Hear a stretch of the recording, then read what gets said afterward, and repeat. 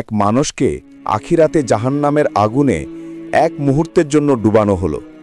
যখন তাকে বের করা হলো, আল্লাহ তাআলা জিজ্ঞেস করলেন, হে আমার বান্দা, দুনিয়াতে তুমি কি কখনো কোনো সুখ দেখেছিলে? সে কাঁপতে কাঁপতে বলল, না হে আমার রব, আমি কোনো সুখ স্বাচ্ছন্দ্য কখনো দেখিনি। অথচ দুনিয়াতে সে ছিল রাজা, ভোগ বিলাসে মগ্ন। কিন্তু জাহান্নামের এক মুহূর্তই তার সব সুখের স্মৃতি মুছে দিল। রাসূলুল্লাহ সাল্লাল্লাহু আলাইহি ওয়াসাল্লাম বলেছেন, জাহান্নামের এক ডুবেই মানুষ দুনিয়ার সব আনন্দ ভুলে যাবে।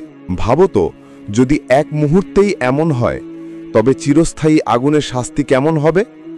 আল্লাহ আমাদের সবাইকে সেই আগুন থেকে হেফাজত করুন। পরিশেষে বলা যায়, প্রতিটি পাপের পরেই তওবার দরজা খোলা থাকে। আল্লাহ কখনো কাউকে হতাশ করেন না, বরং তার দয়া সবচেয়ে অন্ধকার জায়গাতেও আলো ছড়িয়ে দেয়। তাই আশা হারিও না, ফিরে এসো আল্লাহর দিকে, কারণ তিনি দয়াসাগর। এই গল্প যদি আপনার মনে আলো ছুঁয়ে যায়,